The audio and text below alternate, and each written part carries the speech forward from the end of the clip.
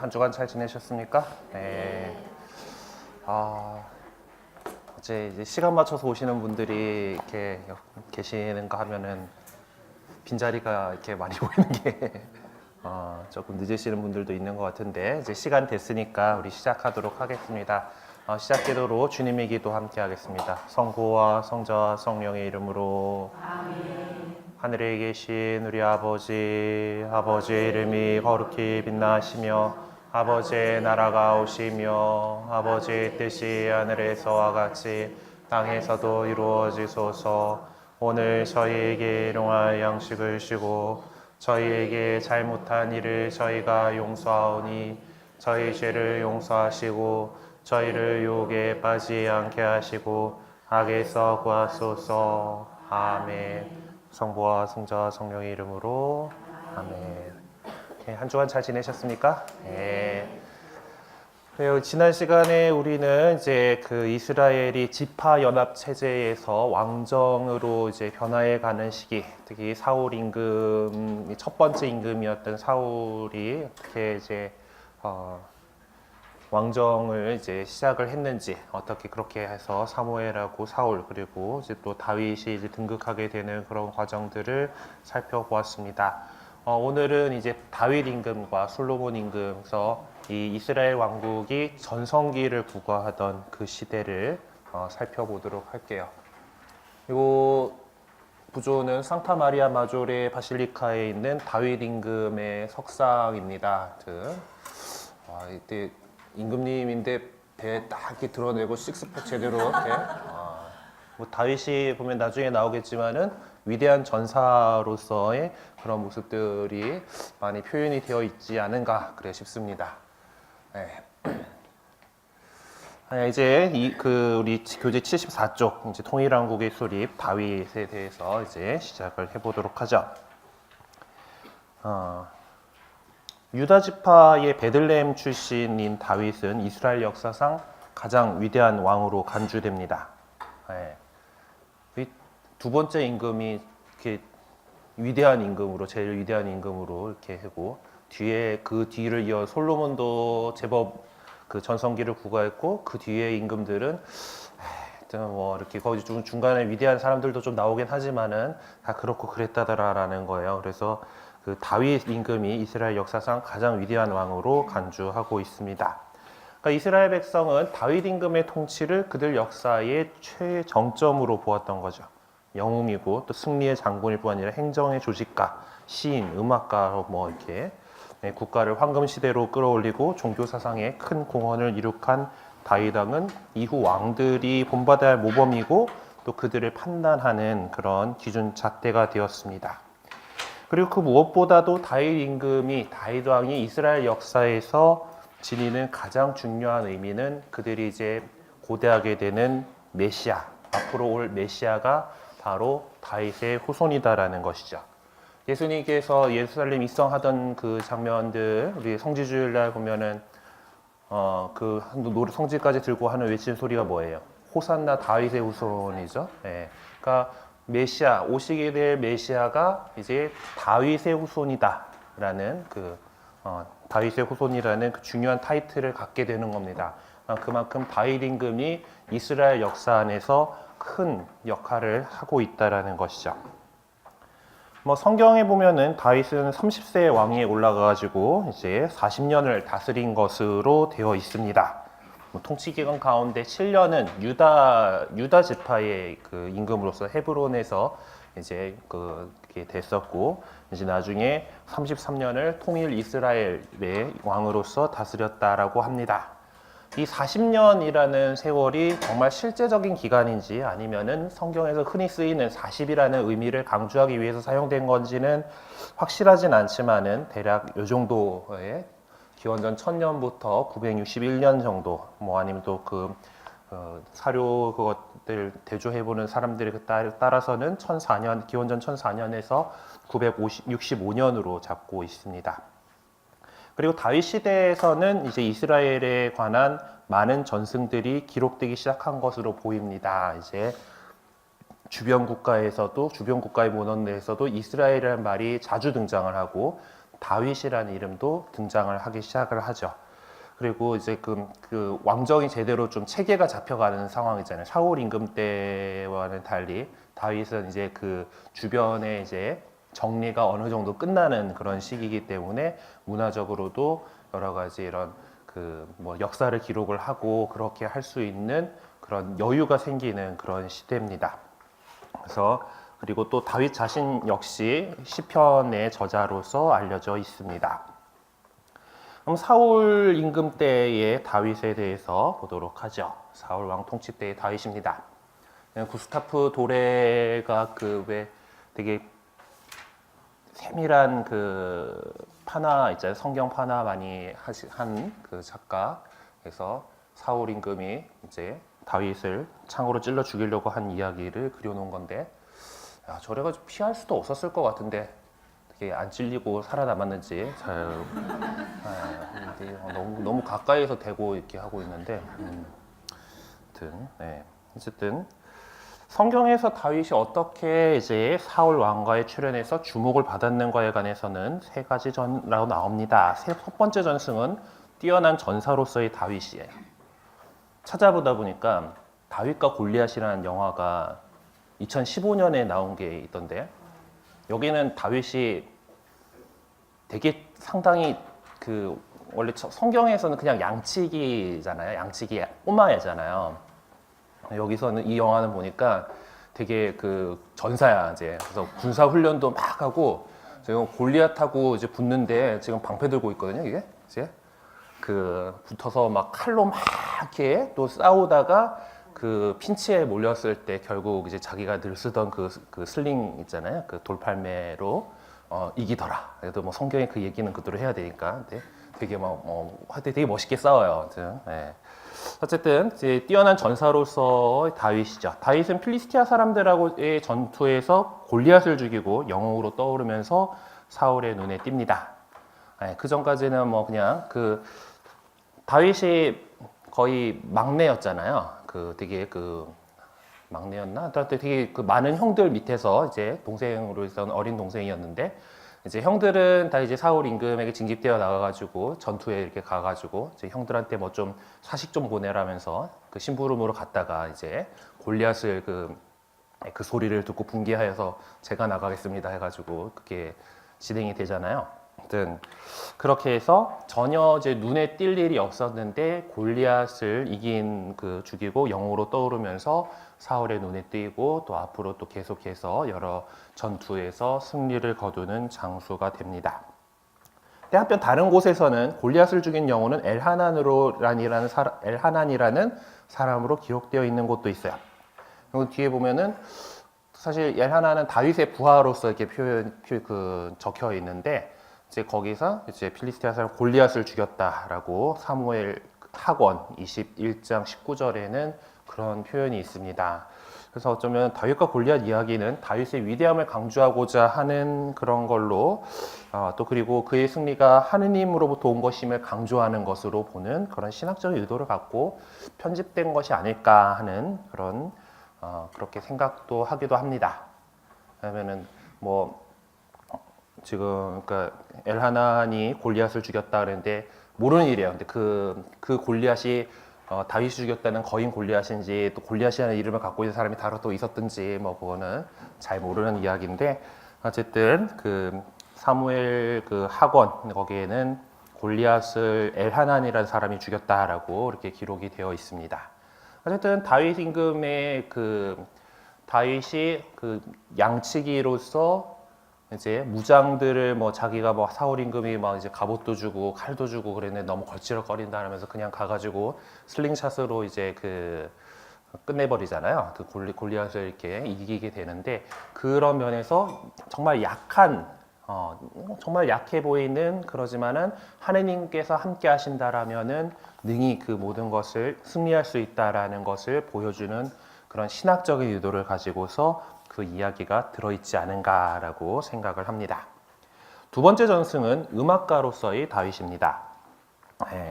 다윗은 빼어난 용모와 수금 실력으로 악령에 시달리는 사울을 위안해주면서 사울의 신임을 얻고 그의 무기당번도 맡게 된다라는 스토리가 또 있죠. 하여튼 능력자예요. 워낙 음악적 재능이 있어서 이제 그 다윗이 이렇게 수금을 타면서 이렇게 해주면은 그 사울이 좀 이제 정신병을 앓고 있었던 것처럼 묘사가 되잖아요. 그것도 이렇게 잘 가라앉고 이제 그랬다라는 거죠. 그리고 이 이야기가 다윗이 이제 예루살렘 성전의 제의와 제의 음악을 함릭됐다라는 그 전승과 연결되어 있는 거죠. 시편을 다윗이 작성한 것으로 이렇게 전해져 오는 거와 마찬가지로 이제 예루살렘의 성전을 다윗 때 성전을 세우지 못했지만은 나중에 얘기하겠지만은 개합계가 이제 예루살렘으로 이제 들어오게 되고 이제 그 안에서 정말 이제 유다교의 어떤 제의 양식이라던가 이제 정착을 한 다음에 어떤 그런 발전된 음악으로서의 어떤 전래 음악 같은 것들을 다윗이 했다라고 이렇게 다윗 임금에게 공로를 돌리기 때문에 아마 그것 때문에도 이제 이 다윗 임금님이 아주 수금에 능하시고 음악적 재능이 뛰어나셨던 분이야라는 그런 것을 얘기를 하죠. 뭐 그렇습니다. 그리고 세 번째 정승은 이제 하느님께서 사무엘에게 사울 대신 다윗에게 기름을 부어서 왕으로 세우라고 명령하셨다라는 것이죠. 사무엘 상권에 이렇게 나오는데 뭐 요거가 정말 역사적인 사실로서 증명하기는 어렵긴 하지만 신학적으로 이제 가장 중요한 것은 다윗은 이제 사울과는 달리 백성의 강요에 의해서 하느님께서 세우신 왕이 아니라 하느님께서 당신 백성을 위해서 직접 선택하신 왕이다라는 그런 점이 강조되는 거죠. 다윗과 관련된 전승도 사울이 왕이 되는 이야기와 마찬가지로 여러 가지 이야기가 혼합된 형태로 나타나고 있습니다. 이렇게 이제 성경의 사건들이 구성이 부분적으로 단절된 부분도 있고 이야기사의 논리, 비약과 불일치가 발견되는 것은 이 이야기들이 사실 오랜 세월 동안 전해져 내려온 구전 자료들을 기초로 해서 여러 가지 자료 수집한 것들을 편집을 한 거기 때문에 그래요. 이제 사울은 처음에는 다윗을 아끼지만은 다윗의 명성이 날로 높아가자 질투를 이기지 못하고 그를 살해하려고 했기 때문에 다윗은 사울을 피해서 적인 필리스티아 통치자에 의해서 은신처를 얻어야 했습니다. 도망을 가죠. 그 성경 지도에 있는데 예루살렘 아직 그때 그 수도는 아니었을 텐데 어쨌든 어디냐 요 근처였잖아요. 노프하고 그 수도로 삼았던 거가 어쨌든 그래서 일단은 라마로 도망을 갔다가 이제 일단 쫓겨가서 도망을 가요.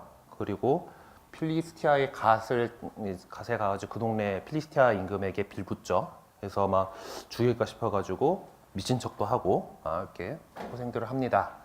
그러다가 이제 지금 내가 다 해놨었지. 이렇게.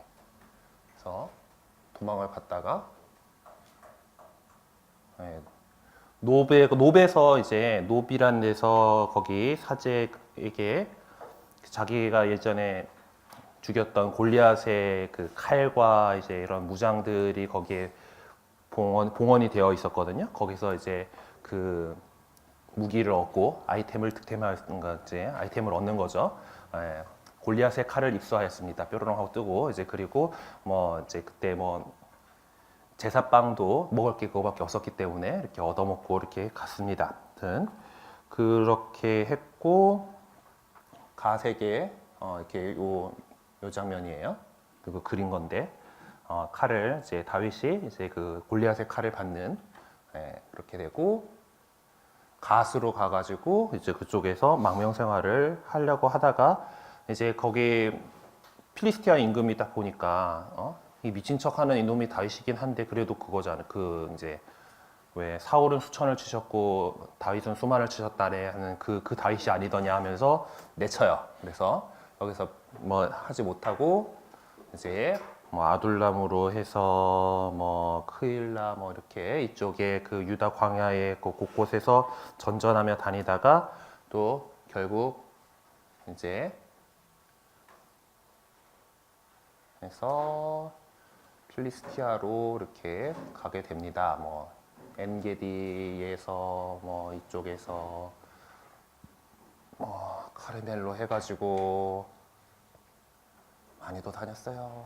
그래서 가수로 가서 이제 필리스티아에서 망명 생활을 이제 하게 되죠. 그리고 그러면서 이제 그 동네에 약간 좀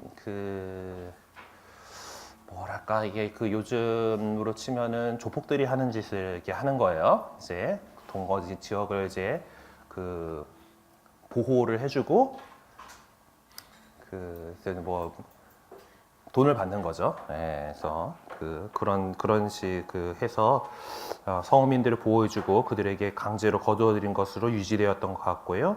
그래서 주민들에게 그다지 지지를 받지 못한 것으로 보입니다. 그리고 이제 다윗이 이렇게 망명을 하면서 이제 그동안에 별로 이제 그 사울 임금 밑에서 이렇게 빛을 못 보던 그런 사람들이 그런 다윗하고 합류를 하게 되죠. 그래서 그런 지파나 시족에 속해질 거고 떠돌아다니는 무리들을 모아서 군인으로 훈련시켰고 그들은 다윗에 대한 충성으로 결속되었습니다. 그리고 필리스티아에서 망명 생활을 할 때 치클락이라고 하는 성읍을 이제 받게 되는데요. 이제 그쪽에서부터 해서 뭐 이제 필리스티아 왕한테 잘 보여야 되니까 괜히 그 유다를 공격하러 가는 척하면서 주변에 이제 다른 아말렉이나 남부 사막의 다른 부족들을 약탈을 했고 또 전리품들을 이제 유다에 또 이렇게 보내면서 유다의 지지를 잃지 않도록 애썼습니다. 결국 이제 다윗의 도피 생활은 사울이 길보아에서 전사했을 때에 끝이 나지요. 등 뭐 여러 가지 재밌는 이야기들이 많이 있어요. 그래서 다윗은 그래도 사울 임금이 자신의 임금이기도 하고 그리고 분명히 하느님의 예언자인 사무엘로부터 기름 부음 받은 자이기 때문에 감히 주님이 기름 부음 받은 어르신을 갖다가 이렇게 죽일 수는 없다라는 그런 거를 강하게 갖고 있었던 것 같아요. 그래서 막 동굴에서 이제 잠자고 있는 사울을 발견해가지고 죽일 수도 있었을 텐데 옷자락만 슬쩍 잘라내갖고 이렇게 갖고 온다던가 그런 식으로 결코 손을 안 대고 있었는데 이제 사울이 다른 민족하고 전투 가운데에서 사망하게 되죠. 그래서 이제 다윗이 집권을 하게 됩니다. 사울이 이제 전사하게 되자 다윗은 유다의 헤브론에서 기름 부음을 받고 이제 유다의 왕이 되었습니다. 사울이 전사하던 장면 지난번에 아마 보여드렸던 그림이고요. 그리고 이곳은 이제 헤브론에서 기름 부음을 받고 유다의 왕이 된 것을 묘사한 그림입니다.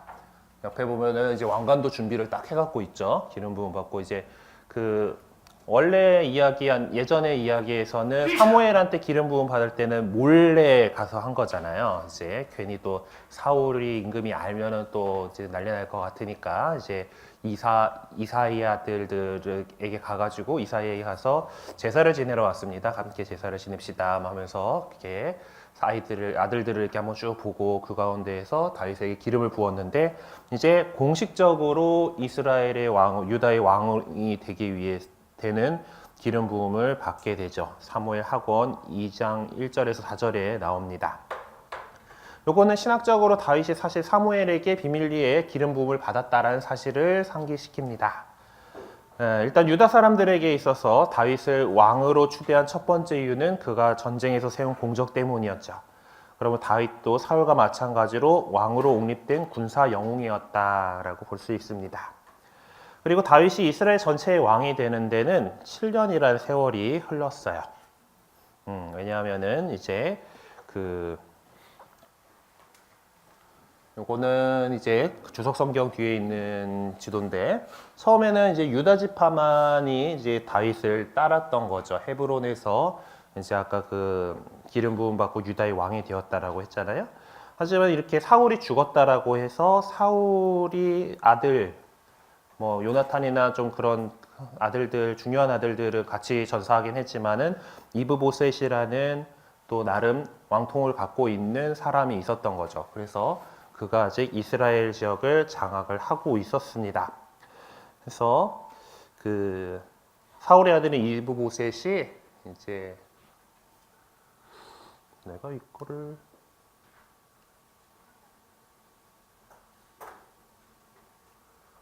이브보셋이 왕이 오른 자리를 갖다가 내가 표시를 했었는데 대략 그 요르단강의 동쪽이 그러니까 여기쯤에 있는 도시예요. 예, 그 마나하임이라는 곳에서 사울의 아들인 이스보셋이 요르단강의 마나하임에서 왕으로 취임해서 사울의 뒤를 이어받았죠. 그러니까 이스보셋의 통치권을 주장하는 북부 이스라엘과 다윗의 남부 유다가 별개의 국가로 나뉘는 그런 상태가 되었습니다. 그래서 당시 유다는 이제 헤브론, 뭐 이제 여기 그 헤브론과 베들레헴 뭐 요렇게 정도만을 중심으로 한 지역을 말하고 있죠. 그리고 이후부터 이스라엘이라는 말은 베냐민 지파를 포함해서 북쪽의 11지파를 뜻하는 말로서 사용되게 됩니다. 이스보셋의 북쪽 왕국이 사실 왕실 내에 불화와 갈등이 있었고 정권을 이제 이 이스보셋이 장악을 한 게 아니라 이제 사울의 사령관이었던 아브네르가 쥐고 있는 등 좀 허약한 상황이었습니다. 결국 그래서 이 무너지게 되고요. 그리고 여러 지파들이 이제 다윗에게로 넘어가게 됩니다. 북부 지역 이스라엘의 여러 종족들은 유다의 왕을 지지하기로 결정하고서 다윗에게 이스라엘 전체를 다스려 주도록 요청해서 다윗이 이스라엘 전체의 왕으로 정식으로 기름 부음을 받게 되죠. 그래서 이때가 다윗이 헤브론에서 유다를 통치한 지 7년여가 흐른 후였다라고 기록을 하고 있습니다. 이렇게 해서 다윗이 남쪽 유다하고 북쪽의 이스라엘을 이제 통합을 하게 됩니다. 그러니까 남쪽에서 이미 다윗에 의해서 통치되고 있던 왕국과 북부에서 이스보셋이 통치권을 주장하던 지역이 이제 다윗이라는 인물로 완전히 통일되게 된 거죠. 하지만 여전히 완전 완벽하게 통일이 이루어지지는 못했습니다. 그러니까 뭐 실질적으로는 이스라엘과 유다가 대등하게 합병하는 연합 왕국의 형태로서 한 군주 밑에 독립적인 두 개의 국가가 존재하는 형태였던 것으로 보입니다. 그래서 참 이렇게 통일 왕국을 이뤄 나가는 것이 쉽지 않았던 거고 결국 솔로몬 사후에 남북으로 분열되게 되는 단초가 이때부터 이미 있었다라는 것을 볼 수가 있죠. 그리고 또한 이제 필리스티아도 여전히 이쪽 해양 지역을 잘 장악을 하고 있었던 상황이고, 그리고 특히 예루살렘이 아직 뭐 주변은 다 이렇게 하겠는데 여부수족이 차지하고 있던 도시였어요. 네. 실질적인 통일이 아직 이루어지지 못했던 겁니다. 자, 근데 이제 결국 다윗이 예루살렘을 점령을 하고 그곳을 수도로 삼게 되죠. 이제 새로운 수도 예루살렘과 하느님의 궤입니다. 다윗이 나라 안에서 자신의 세력을 강화하기에 착수한 첫 번째 작업은 새 왕국을 위한 수도를 선택하는 것이었습니다. 그러니까 이 유다에도 속하지 않고 북쪽 이스라엘에도 속하지 않고 어느 곳에도 치우치지 않는 곳이 이제 예루살렘이었던 거죠. 아직 이스라엘 지파들의 소유도 아니었고, 이제 그리고 예루살렘은 구릉지에 있습니다. 산 위에 있습니다. 옛날 예루살렘의 이제 상상도고, 지금도 뭐 예루살렘 구시가지에 가보면은 다윗성이라고 해가지고 유적들이 있어요. 이렇게 해가지고 이쪽으로 이제 다 이제 계곡들로 구성되어 있어서 이제 적이 침입하기 쉽지 않은 그런 곳으로 되어 있습니다. 그리고 또 이제 그래서 좋은 천연 요새였고 남북을 잇는 주요 도로가 지나는 전략적 요충지이기도 했어요. 그래서 다윗은 여부수족이 차지하고 있던 이 예루살렘을 자신의 사병들을 동원해서 점령하고 그곳으로 수도를 옮겼습니다. 그러니까 다윗이 그렇게 자신의 사병들로 이 예루살렘을 점령했기 때문에 예루살렘은 이제 다윗 자신의 영유지로 남아 있었고, 이스라엘 사람들이 처음부터 한꺼번에 이렇게 우르르 들어온 게 아니라 차츰차츰 이 예루살렘으로 들어온 것으로 보입니다. 그리고 이제 다윗은 키르앗 여아림에 방치되어 있던 하느님의 계약궤를 예루살렘 성막으로 이제 옮겨오게 됩니다. 그래서 예루살렘의 중요성을 더욱 이제 강조하게 되는 거죠. 네. 다윗이 이제 뭐 수금 들고서 이제 뭐 수금 들고 이렇게 얌전하게 표현되어 있는 것도 있고, 성경에 보면은 하느님의 개가 들어오는 것이 기뻐가지고 홀딱 벗고 춤췄다 그러죠. 예. 하여튼 뭐 그런 상황이었습니다. 하여튼 키르앗 여아림에 있던 그 한 계약계를 이제 예루살렘을 점령한 다음에 예루살렘으로 이제 가져오게 되죠.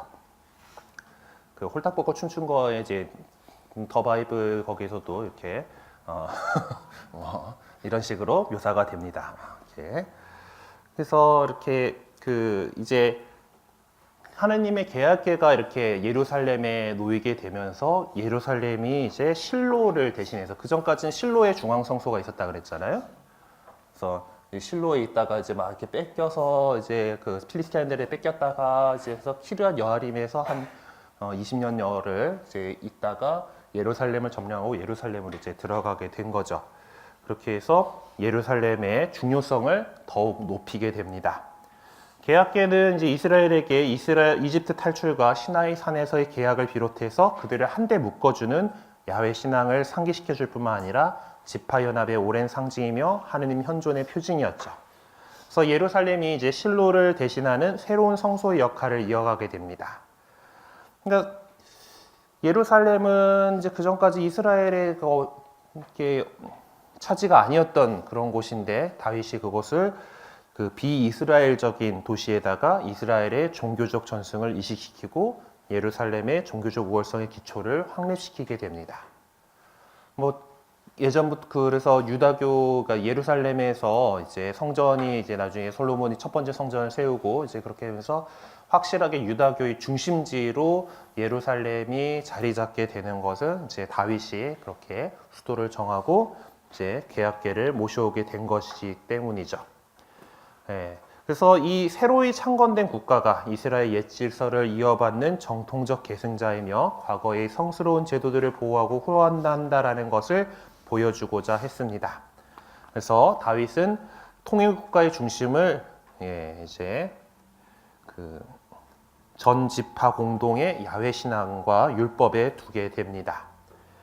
그리고 다윗이 하느님의 계를 예루살렘으로 들여올 때 레위 사제를 기용한 것은 북쪽의 그 계약계와 남쪽의 사제를 이렇게 결합시킨 남북 화합의 종교적 기틀을 이룩하고자 한 것이었고 레위인들은 야훼 신앙을 확장하는 역할을 담당했습니다. 사실 후에 다윗은 하느님의 계를 안치하기 위해 예루살렘 성전을 지으려는 계획을 세웠죠. 하지만 이 계획은 하느님의 지시를 받은 나탄 예언자에 의해서 금지됩니다. 더 바이블에서 나탄 예언자로 나온 아저씨인데 되게 더고 이제 그 다윗 임금이 이제 모형을 놓고 성전을 어디다 놔야 되나 어떻게 배치를 할까 막 이렇게 머리 굴리고 있는데 다 와요. 하느님께서 말씀하셨습니다. 그래서 네가 내 성전을 지으려 하느냐 이제. 그리고 그러면서 요때에 이 그 사무엘 학원 7장 1절부터 17절에 나오는 나탄 예언자 입을 통해서 하느님께서 말씀하시는 내용이 이제 그 다윗 왕조의 그 신학이 아주 잘 나타나 있습니다. 그러니까 성전 짓는 거 네 일 아니고 그리고 너희 아들들이 계속해서 이제 왕권을 가져가게 그 이제 다윗 왕좌가 이제 영원할 것인데 네가 지금 굳이 할 일이 아니고 너희 아들이 할 거다. 그리고 그렇게 계속해서 이어갈 것이다라는 것을 하느님께서 약속하시는 거죠. 그래서 이 다윗 왕조는 영원히 지속될 것이고 다윗 왕조의 왕은 하느님의 아들로서 하느님과 그 백성 사이의 중재자이며 하느님께서 다윗 왕조를 통해서 당신 백성을 통치하시리라는 것이죠. 그리고 그것이 이스라엘 백성의 메시아 기대하고 연결이 됩니다. 그 메시아가 다윗의 자손이다라는 것이죠. 네, 그리고 다음으로 넘어가서 영토 확장입니다. 네.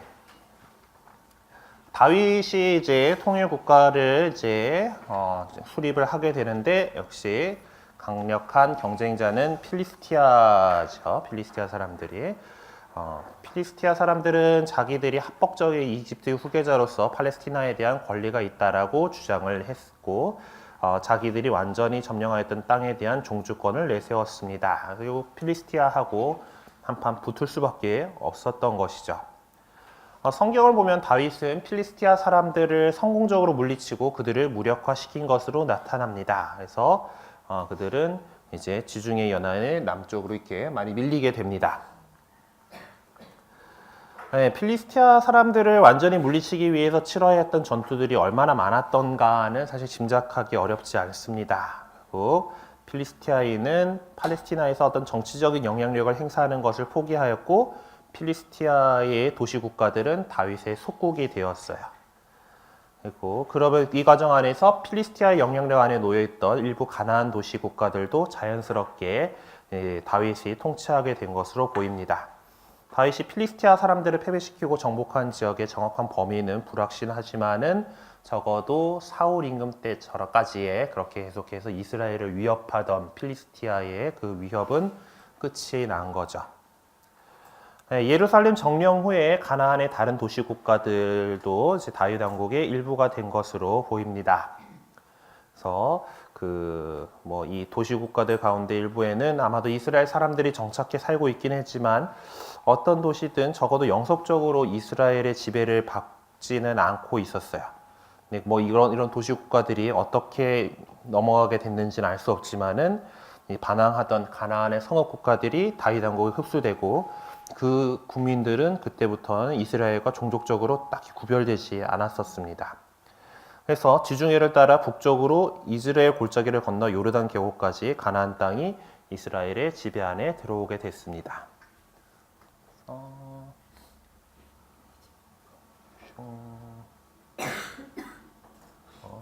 이렇게 해서 뭐 좀 이렇게 이런 데도 좀 뭐 여기도 이렇게 점령을 하고 이렇게 점령하고 그러니까 유다하고 요 초록색으로 되어 있는 거는 원래 이제 이스라엘 사람들이 장악하고 있던 것인데 이런 지역이라든가 이런 지역들을 이제 다윗이 더 자기 영토로 이렇게 삼게 됩니다. 그래서 거의 한 요 정도까지 이렇게 그 영토를 넓히게 돼요. 그래서 이제 다윗은 이제 북부의 갈릴리아 지방에서부터 남쪽의 브에르세바까지 그리고 요르단강 양쪽을 모두 통치하게 된 것으로 보입니다. 다윗이 이스라엘을 견고하게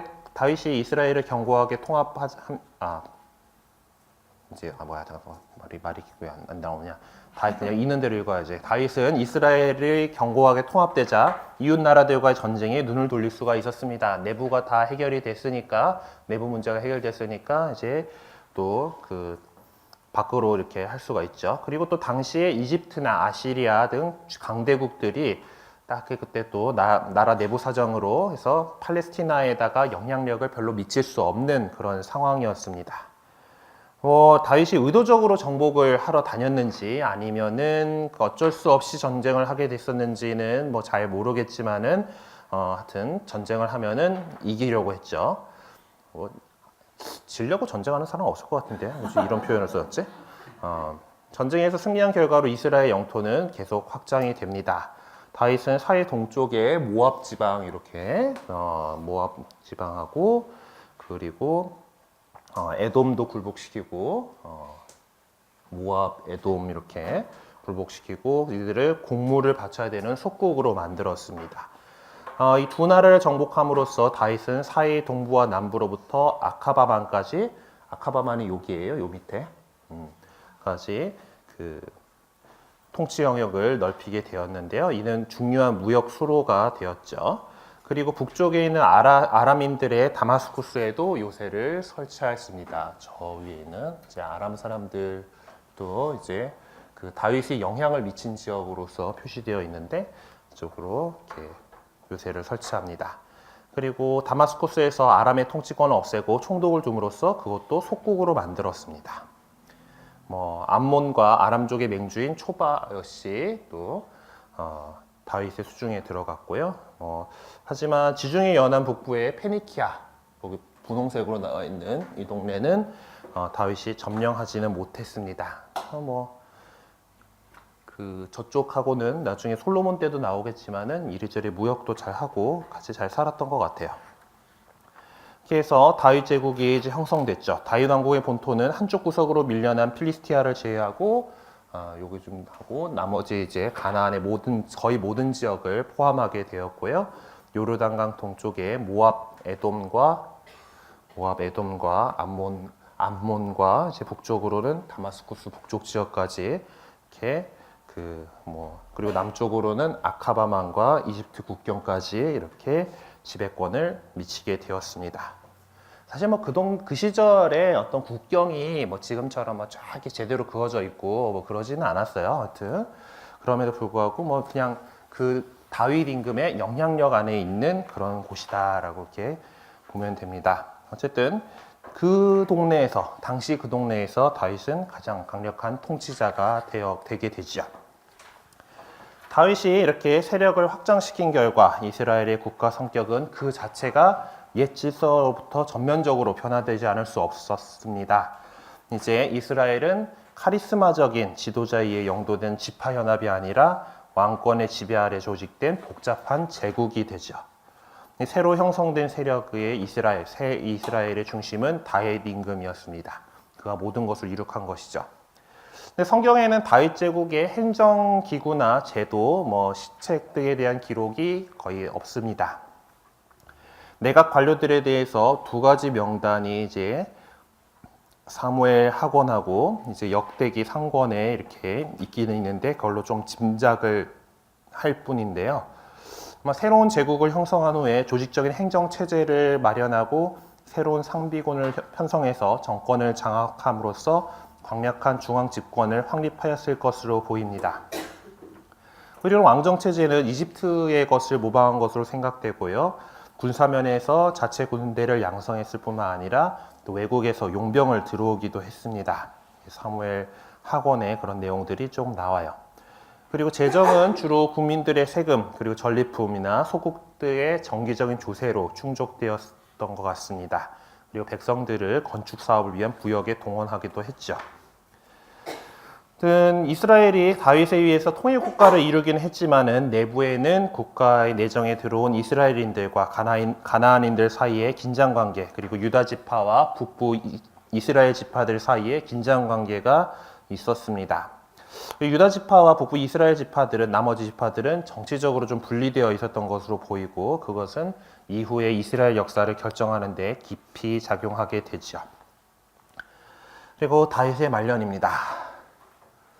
이거는 1866년 작품인데, 하여튼 사진 갖고 뭔가 이렇게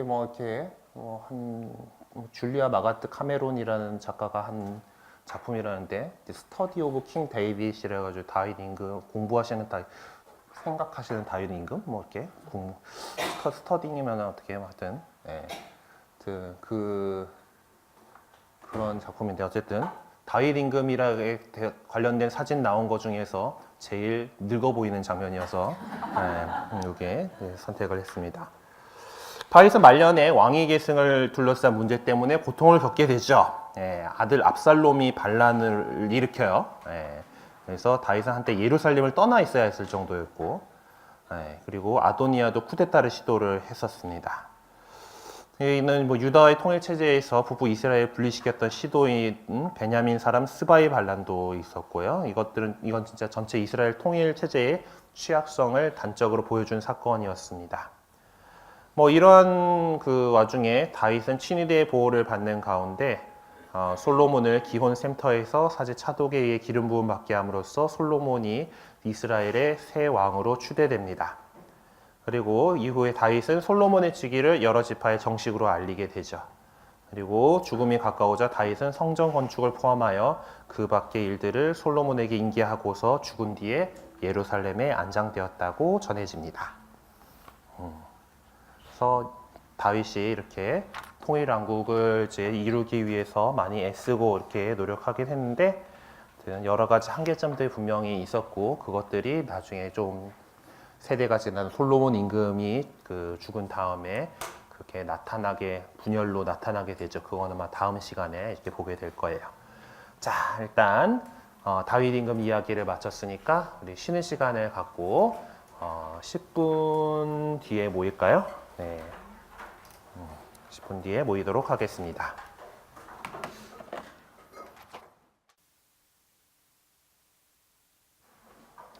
시간 아직 좀 남았는데 갑자기 조용해지셔서 뭔가 시작을 해야 될 것만 같은 그런 묘한 압박이에요. 네. 네, 이어나가 보도록 합시다.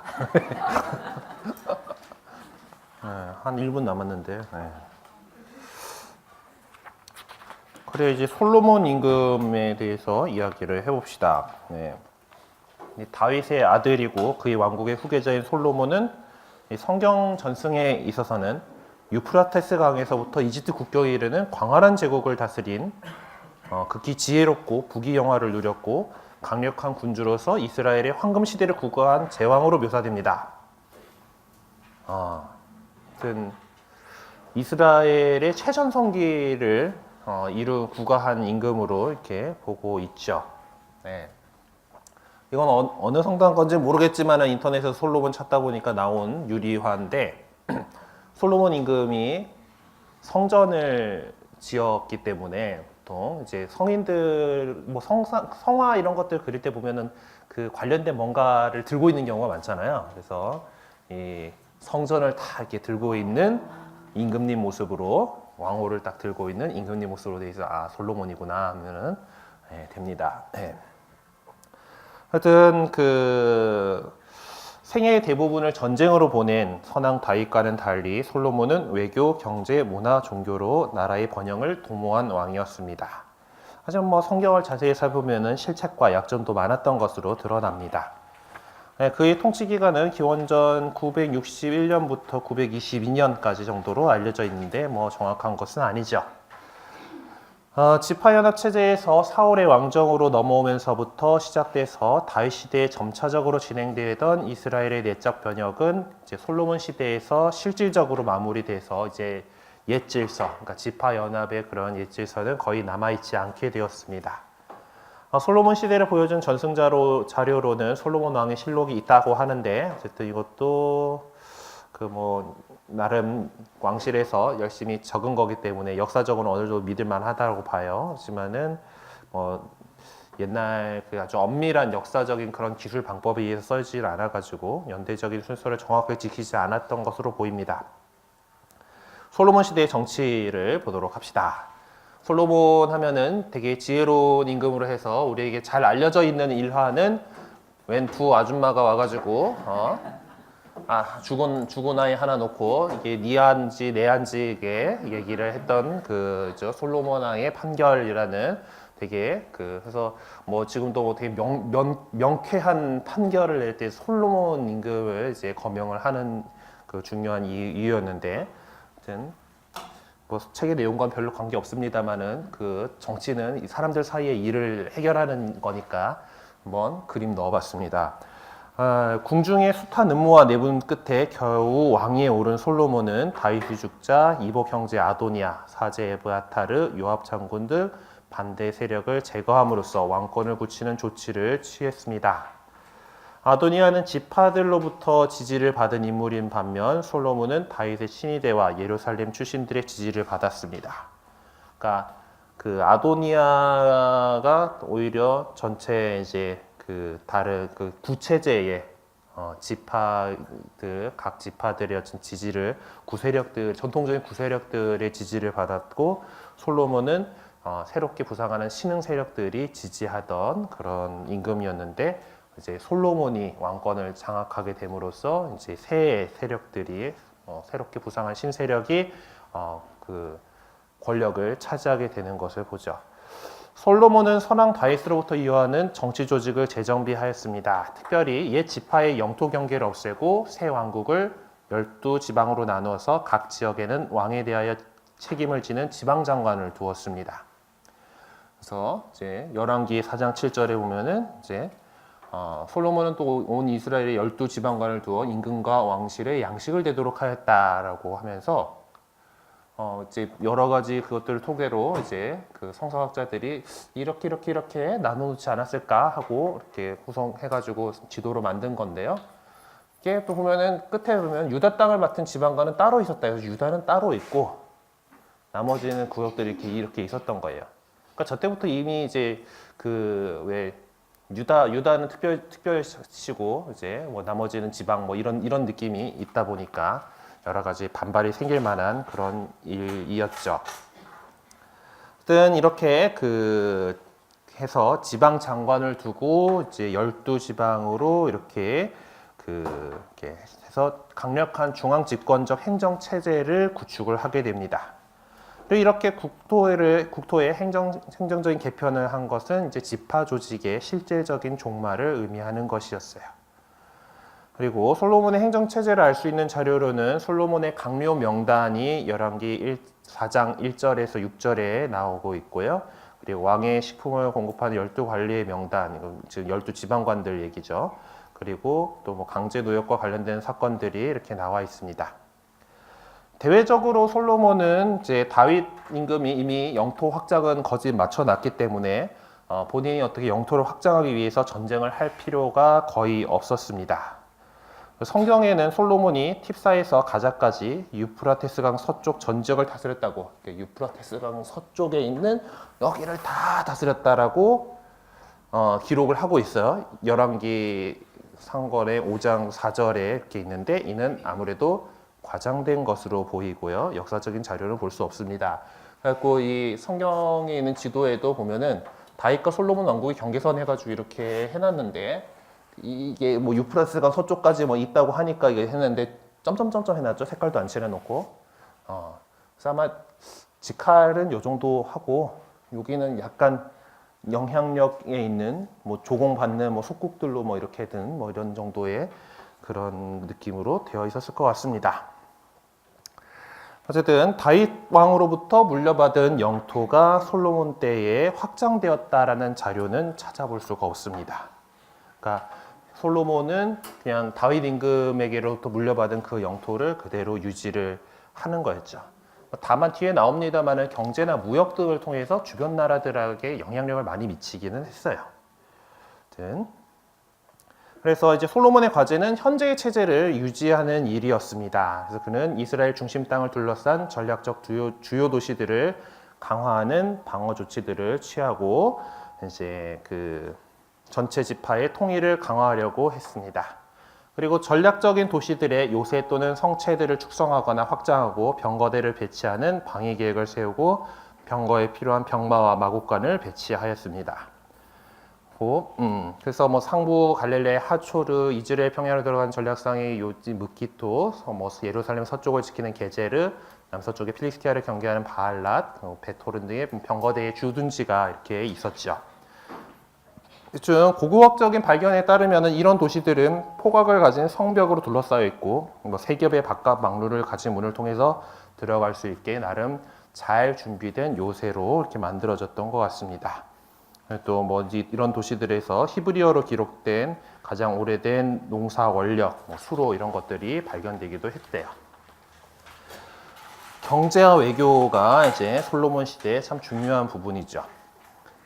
솔로몬 시대에는 상업과 산업 활동을 활발하게 전개시키며 무역을 확대하는 것이 정책의 큰 비중을 차지하고 있었습니다.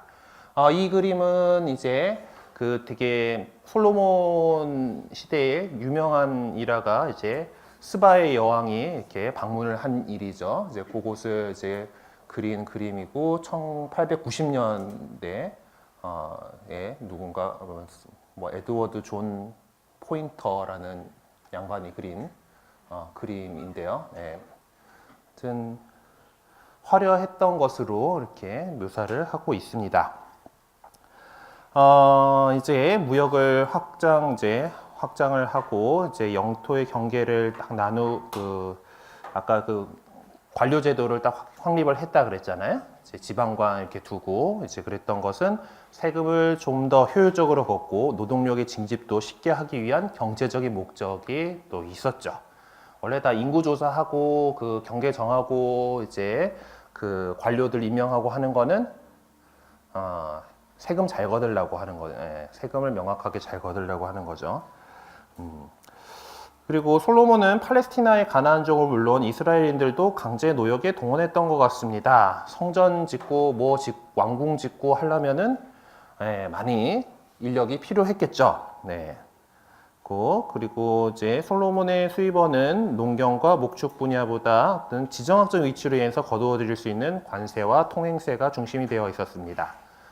예전부터 이제 거룩한 땅의 지형에 대해서 얘기할 때부터 이제 큰 두 문명 사이에 그 교통로로서 역할들을 했다라는 것들 기억하실 거예요. 그래서 팔레스티나 지방을 통과하는 교역량이 많아지면서 솔로몬의 수입 역시 늘어가게 됩니다. 티로는 솔로몬의 중요한 교역국 가운데 하나였는데 이제 서로 통상 조약을 체결한 것 같습니다. 기원전 12세기경에 페니키아인들에 의해 재건된 티로는 지중해 해상 무역을 거의 장악하고 있었고 높은 수준의 기술을 보유한 강력한 나라를 이루고 있었죠. 팔레스티나에서는 티로에 밀이나 올리브 등을 수출을 하고 그리고 그곳에서 건설 공사에 필요한 레바논의 목재나 건축 전문 인력을 수입을 하였습니다. 목재들 이렇게 수입을 하고 해상 통해서 이렇게 와가지고 레바논 목재들을 티로를 통해서 이렇게 수입을 했던 것으로 보여요. 그리고 또 티로 왕 히람의 도움을 얻어서 배를 만들어서 해상 무역에도 진출하기도 했습니다. 티로가 원래 또 배도 이렇게 좀 하고 만들고 이미 지중해 해상 무역을 그 당시에 장악하고 있었다라는 거 볼 때 이스라엘보다는 이쪽이 배를 더 잘 만들었겠죠. 그래서 그쪽에서 도움을 받아서 해상 무역도 하게 됐다고 합니다. 그리고 솔로몬은 또 에돔을 정복하고 있었기 때문에 구리 광산을 장악하고 있었죠. 네. 그래서 아카바만에 에치온 게베르를 무역항으로 건설했고 그곳에 구리 재련소를 세웠다고 합니다. 그래서 이제 선박도 만들고 그 동철광을 개발해서 이제 수출도 했던 것 같아요. 그리고 또 이 항구를 통해서 멀리 뭐 인도, 뭐 동부, 뭐 여기저기서 이렇게 많이 그 무역들을 했던 것 같습니다. 하여튼 뭐 여러 가지들 이렇게 뭐 무역하는 데 있었고 그 스바는 아마 여기쯤으로 추정이 돼요. 그리고 이제 그 성모승천대축일 그 화답성에 나오는 오피르 황금으로 단장한 왕후의 그 오피르도 아프리카 북쪽에 있는 어디쯤이었을 것 같다라고 이런 오피르의 황금 이런 것들이 세바를 통해서 이쪽으로 이렇게 무역이 진행이 됐었고 뭐 지중해 쪽에서 뭐서도 이렇게 뭐 그리고 이쪽 지역 여기 뭐 이집트 여러 곳에서 이렇게 무역을 이렇게 했습니다. 그래서 그 뭐 이런 무역들이 이스라엘에 많은 이익을 가져다 준 것으로 보이죠. 주변의 속국이나 외국으로부터 들어오는 곡물과 예물도 수입원 중에 하나였는데 성경을 보면 금, 은, 옷, 귀한 향료품, 동물 등이 있었습니다. 또한 영토가 넓었기 때문에 남쪽으로는 이집트로 통하고 북쪽으로는 시리아로 이어지는 무역로 등 사방으로 통하는 대상 교역로를 차지함으로써 이득을 취할 수 있었습니다. 그리고 솔로몬은 이 무역로로 이제 그 군마와 병거를 수출하기도 했습니다. 아까 요거를 이렇게 해서 보여줄 거였는데 빼먹었네. 이게 좀 확대해서 보면은 이제 병거와 말을 이렇게 좀 이쪽 동네로 수출을 한 걸로 봐요. 이집트에서 병거를 수입을 해다가 이렇게 이쪽 지역으로 뭐 수출하기도 하고 이제 이렇게 나름 장사를 열심히 해가지고 국가의 부를 많이 쌓았던 시절입니다. 그래서 솔로몬은 산업과 교육에 발휘한 수완으로 해서 이스라엘이 많은 부를 축적하여 경제적 번영을 누리게 돼요. 그러니까 나라 전체의 생활 수준이 향상되고 도시들이 발전했고 새로운 도시들도 건설되었습니다. 그리고 외국과의 관계가 외국과의 관계가 광범위했어요. 솔로몬이 마누라가 700명이었다라고 전해지죠. 예. 이 당시에는 외국과의 관계를 맺는데 그 결혼을 했습니다. 예. 그래서 그 나라 공주님하고 결혼을 하는 식으로 해가지고 이렇게 그 동맹 관계를 맺었어요. 뭐 어떻게 보면은 이제 어떤 인척 관계를 형성함으로써 이제 그런 국가들 사이에 그런 관계를 형성하기도 하는 거지만은 또한 또 반대로 뒤집어 놓고 보면 약간의 볼모 같은 개념이 되기도 해요. 그렇게 어쨌든 그래서 뭐 솔로몬이 모압, 에돔, 암몬, 시돈, 히타이트의 여인들과 결혼했다는 것은 그 나라들과 깊은 관련을 맺고 있었던 것을 보여주는 것이죠. 그러니까 이 결혼들은 외국과의 동맹을 맺기 위한 전략적 수단이었습니다. 그래서 이집트 파라오의 딸과도 결혼해서 이집트와 동맹을 맺은 것으로 되어 있죠. 또 그리고 하여튼 이렇게 그 사람이 여인들이 많았다라는 걸 보여주는 게 아까 그 그림 있잖아요. 거기서 솔로몬 임금 뒤쪽에 보면은 여인네들이 많아요. 여인네들이 많이 있어요. 하여튼 많았어요. 그래서 이제 이렇게 결혼을 통해서 이제 동맹을 이렇게 맺는 이렇게 했습니다. 그리고 아까 티로왕 히람과 맺은 것도 중요한 통상 조약을 이렇게 체결을 했습니다. 또 한편 이제 필리스티아를 어떻게 했다라는 기록은 찾아볼 수가 없어요. 필리스티아가 이미 약화돼 가지고 신경 쓸 필요가 없었든지 아니면 굳이 그렇게 거기를 건드리지 않았든지 성경이나 여러 곳에서는 솔로몬 시대 이스라엘이 필리스티아를 정복했다라는 기록은 찾아볼 수가 없습니다. 자, 그리고 솔로몬의 치적 중에 중요한 것은 문의 부흥이죠. 산업과 무역이 왕성해지면서 문화가 꽃피기 시작합니다. 당연하죠. 먹고 살만하면은 딴 걸 할 여유가 생기는 거예요.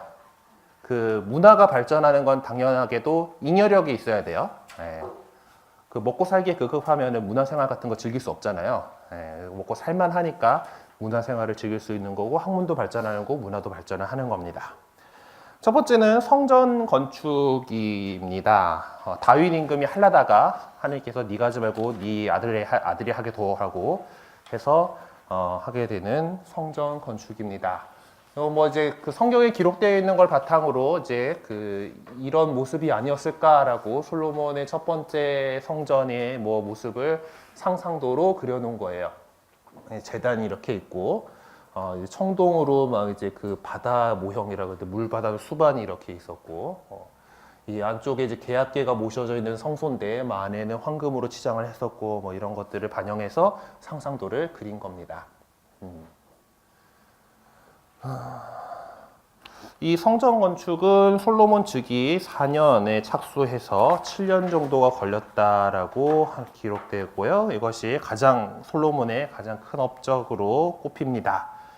그러더구나 그 성전 건축이 중요하다 보니까 아까 솔로몬 임금 그린 그림에도 성전을 들고 있죠. 성전 모형을 들고 있는 것처럼. 그래서 이 성전 건축으로 인해서 솔로몬은 다윗을 이어서 야훼 신앙을 확고히 정착시킨 인물로서 성경에 묘사됩니다. 그리고 성전 건축으로 인해서 예루살렘은 번영과 종교적 중심지로서의 지위를 확보하게 돼요. 그러니까 처음에는 뭐 왕궁의 예배 처소 정도 역할이었지만은 계약계가 안치되면서 이스라엘 국가 성전으로 승격되었고 그것이 성전이 완성되면서 그곳에서 예배의식으로 백성들이 예루살렘으로 모이는 곳이 되었습니다. 예수님 시대 이야기에도 보면은 그 가을절 지내려고 예루살렘은 다 모이잖아요. 이제 그 성전이 있는 곳으로 이렇게 모이게 되는 그런 역할들을 이렇게 성전이 완성되면서 하게 되는 거죠. 그리고 종교적 중심은 곧 정치적 중심으로 연결되게 됩니다. 그래서 왕권 아래 정치와 종교가 통합되고 다윗 왕조의 합법성이 보장받게 되었습니다. 그래서 이건 앞에서 말한 다윗 왕조 신학으로서 다윗 시대에 이미 배태되어서 솔로몬 시대에 정착된 것으로 보입니다. 그리고 이 신학은 성전 건축과 다윗 왕조의 왕인 솔로몬의 통치권 확보와 함께 점차 확고해졌습니다. 그리고 이 솔로몬이 지은 예루살렘 성전은 기원전 587년이나 6년경에 바빌론 왕 네부카드네자르에 의해서 파괴됩니다. 나중에 페르시아 시대여가지고 두 번째 성전을 건축을 하게 되고 예수님 시대에 그 헤로데가 지은 성전이 아마 세 번째 성전으로 기억을 하고 있습니다. 그리고 예루살렘 성전 외에 솔로몬은 자신의 궁전을 14년에 걸쳐서 화려하게 지었고 또 수많은 부인들을 위한 궁도 많이 지은 것으로 알려져 있습니다. 이거는 이제 그 당시 예루살렘의 그 상상 그거를 이제 그린 그림인데 그 시내가 이렇게 있고 다윗의 처음은 요렇게를 이제 예루살렘을 이제 건설을 장악을 하고 이제 했는데 이제 다윗의 왕궁을 좀 이렇게 지었잖아요. 솔로몬은 그 뒤에 더 어마어마하게 자기 왕궁을 짓고 그 뒤에 더 어마어마하게 성전을 지었어요. 그래갖고 이 예루살렘에 들어가려면은 이 골짜기로 해가지고 이렇게 해서 들어가게 되는데 이렇게 들어갈 때 이 어마어마한 왕궁들 성전의 그 위용에 이렇게 하고 이렇게 뭐라고 표현하지? 위축될 수밖에 없는 되게 그런 엄청난 그런 모습을 만들었다라고 합니다. 저 위에 조금 더 확대를 해서 보면은 솔로몬 왕국은 더 큼지막하게, 성전도 아주 큼지막하게 이렇게 지었던 것으로 이렇게 보여요. 이렇게 워낙 공사들을 많이 벌이다 보니까 백성의 원성도 또 올라갔겠죠. 그거는 이따가 또 얘기를 하도록 하겠습니다. 그리고 또 솔로몬 시대에는 이제 다윗 시대와 함께 황금 문화 시대로 불리죠. 다윗이 워낙 뛰어난 예술적 재능을 갖고 있었고, 아마 그 아들이니까 역시 재능도 물려받은 게 있겠죠. 그리고 지혜의 임금이잖아요. 그래서 어떤 그 작가로서의 재능도 물려받았던 솔로몬이 학문과 예술에 대해서 갖고 있던 관심이 이제 임금님이 관심이 있으면 또 거기에 그 분야가 발전을 하게 되는 거죠. 그래서 다른 어느 시대보다도 문화가 번영하게 됐습니다. 솔로몬은 광범위한 국제 활동을 통해서 주변 국가들의 고대 교훈, 지혜 문학들을 받아들여서 이스라엘의 문화를 더욱 풍요롭게 만들었습니다. 그래서 우리 그 성경 안에 있는 지혜서들이 이제 솔로몬에게 그것이 이제 연결을 짓죠. 네.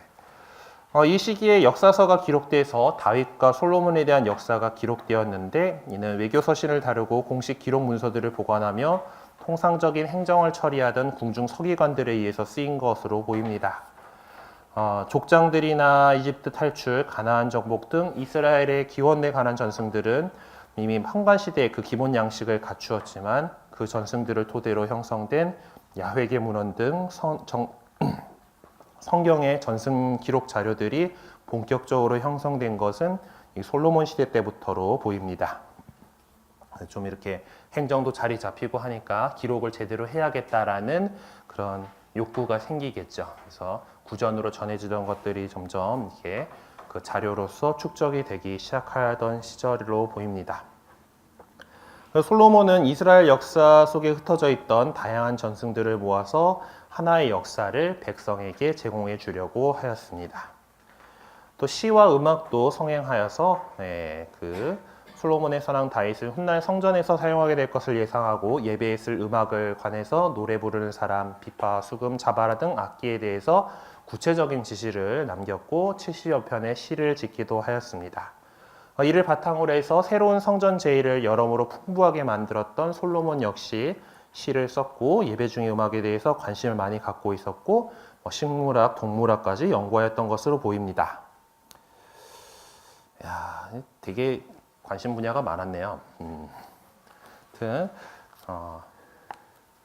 우리나라에서도 그 참 세종대왕의 일화를 보면은 참 그 백성들을 더 잘 살게 하려고 하는 그 마음에서 온갖 것들을 다 연구하던 그런 모습이 있는데, 솔로몬 임금도 비슷한 그런 모습들이 이렇게 나타나는 것 같습니다.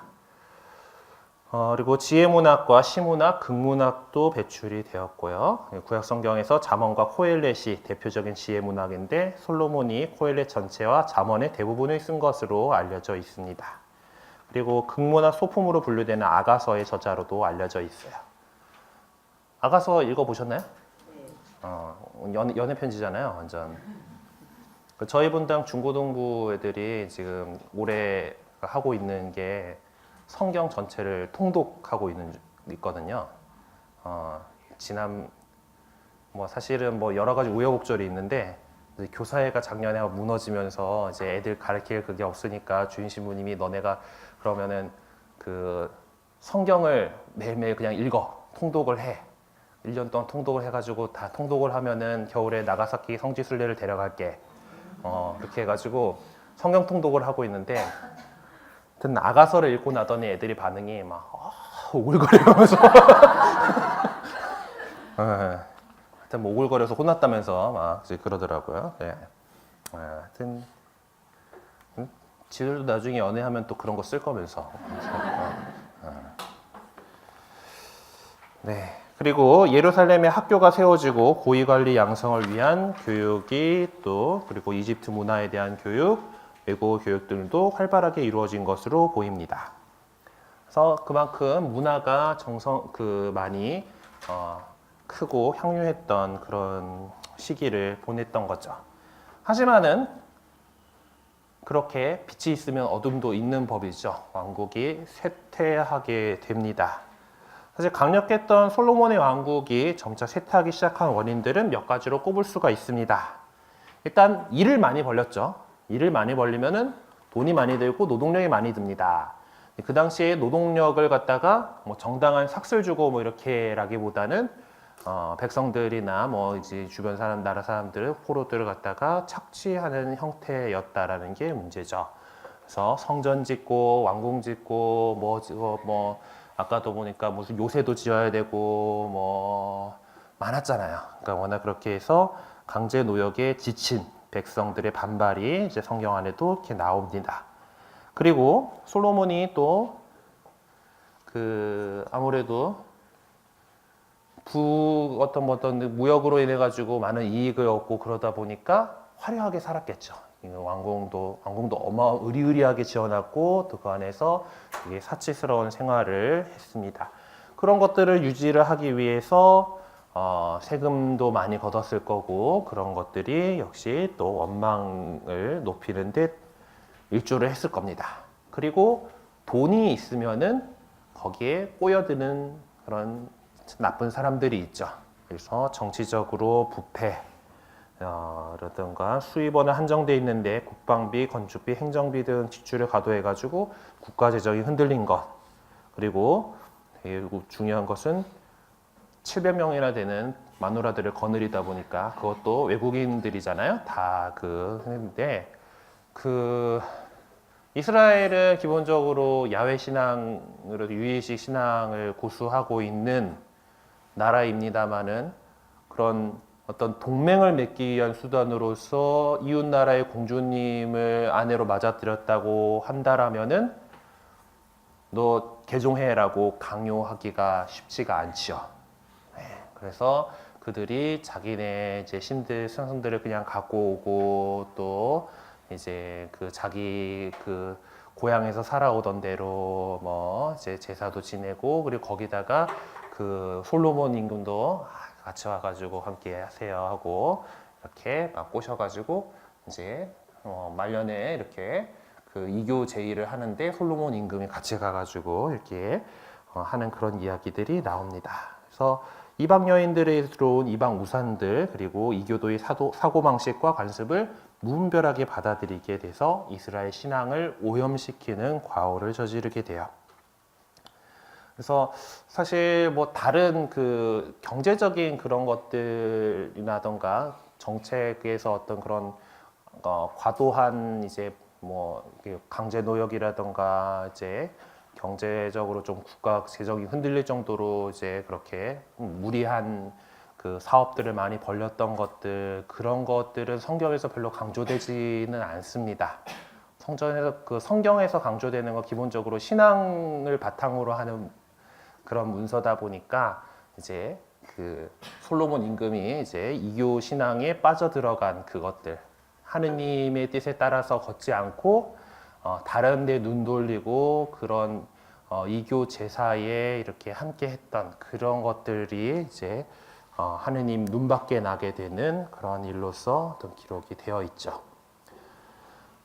솔로몬 이제 통치 후반에 옛 북부 지파들을 대표하는 예로보암에 대한 예언이 있고 그에 대항으로 고통받으며 에돔의 하닷으로 인해서 제국 남부의 지배력을 잃고 또 다마스쿠스 르존 때문에 북부 지역에 대한 지배권을 상실하게 됩니다. 그래서 솔로몬 통치 후반에 이미 그렇게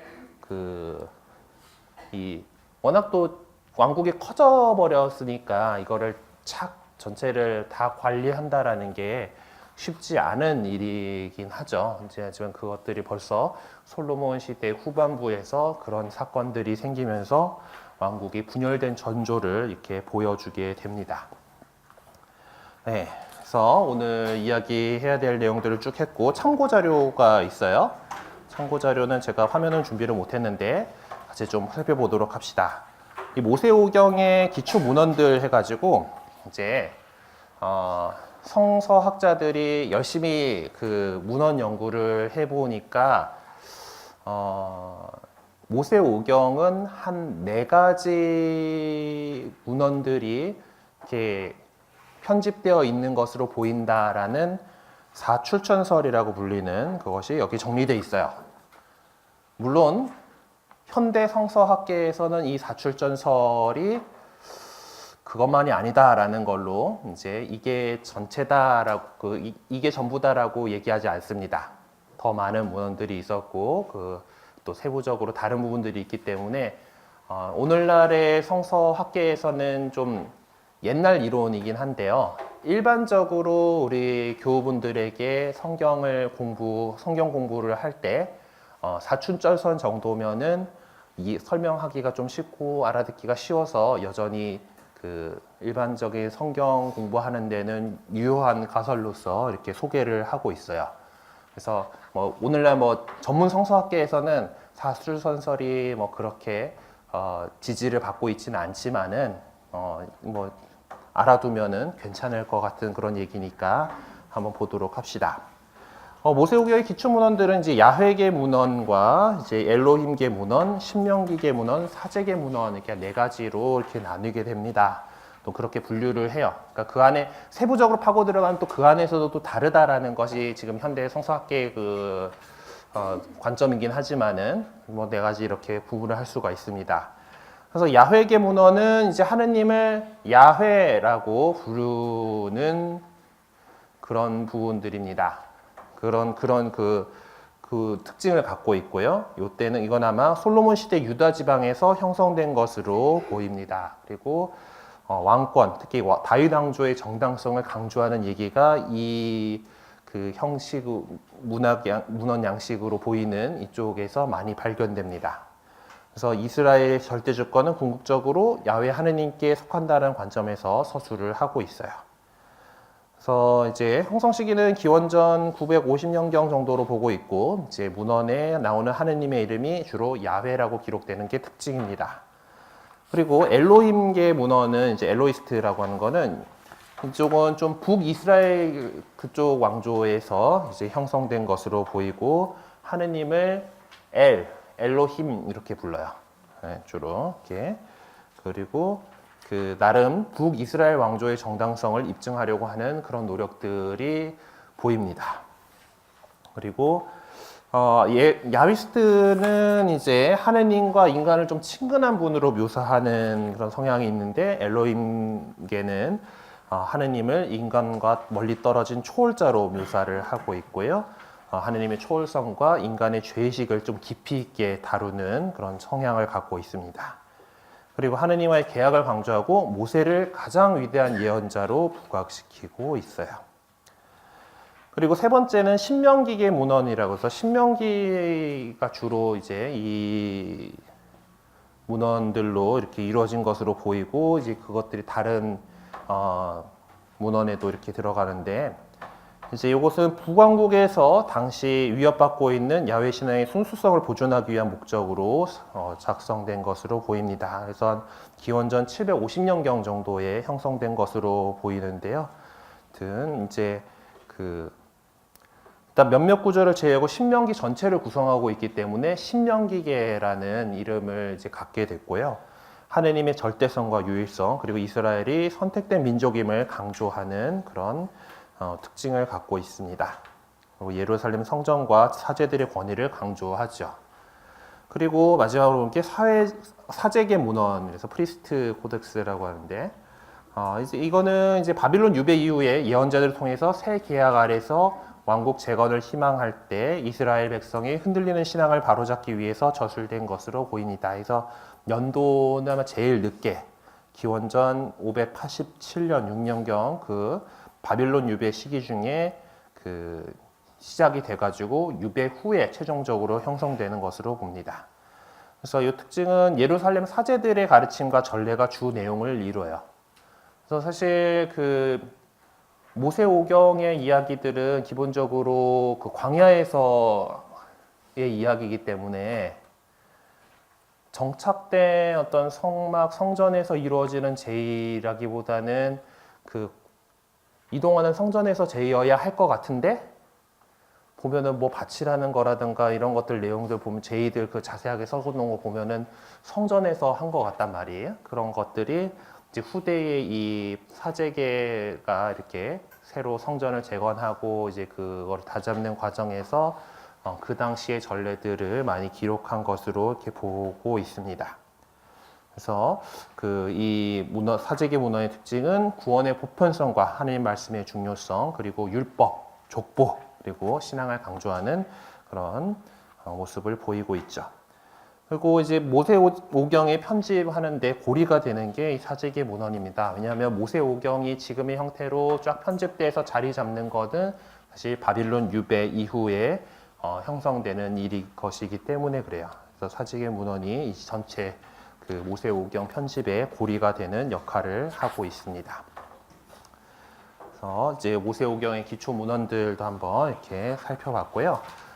이것이 그러니까 전부가 아니다라는 거예요. 그러니까 그 성경 안에서 성경은 그리고 이건 야외의 문헌이고 이게 뭐 이제 그 똑같은 얘기가 창조 이야기가 하나 뭐 7일간의 창조가 나오고 이제 뭐 뒤에서 이제 아담부터 먼저 만들어 놓고 뭐 다 이렇게 만들어 주는 식으로 진행된 두 번째 이전에 나오는 게 창조 이야기가 두 개 있는 것들을 설명할 때 이런 것들을 이 사출절서를 얘기를 해요. 그래서 여러 가지 이제 그 출전을 갖고 있는 문헌들이 이렇게 편집돼 있기 때문에 그런 것이다라는 거. 그러니까 같은 그 뭐 성경 안에 있는데 나온 얘기 또 나온 것 같고 이제 그런 것들이 이런 것 때문에 그럴 거야라고 이해하는 데에 도움이 되시면 되고요. 이게 뭐 이게 또 역시 설입니다. 가설이에요. 띠오리예요. 이게 그것들이 뭐 절대적인 거다라고 이렇게 생각하실 필요는 없고요. 그냥 이 성경에서 보면 이렇게 그 사이사이에 생기는 모순들이라던가 이제 이런 것들이 대충 이런 식으로 구성됐기 때문에 생겼겠구나 라는 것을 이해하는데 도움이 되시기를 바라면서 이 사출전설에 대해서 말씀을 드렸습니다. 그럼 오늘 말씀드릴 건 다 얘기했고 혹시 질문이 있으십니까?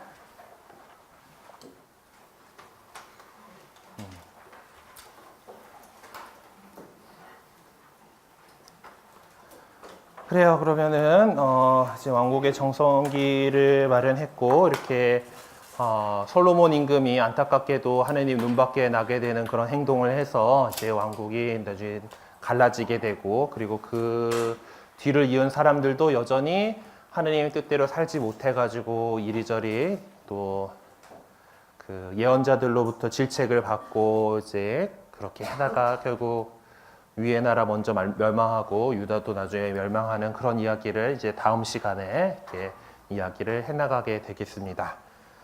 또 한 주간 또 우리는 그 하느님의 뜻에서 벗어나지 않게 잘 살아가기를 한번 다짐해 봤으면 좋겠어요. 뭐 우리가 다짐한다고 해가지고 이렇게 또 실수하고 잘못하는 게 없진 않겠지만은 그래도 늘 하느님 안에서 꿋꿋하게 걸어갈 수 있도록 은총 청하면서 오늘 이 시간 마치도록 하겠습니다. 영광송으로 마치겠습니다. 성부와 성자와 성령의 이름으로 네. 영광이 성부와 성자와 성령께 성부와 성자와 성령의 이름으로 아멘. 수고하셨습니다.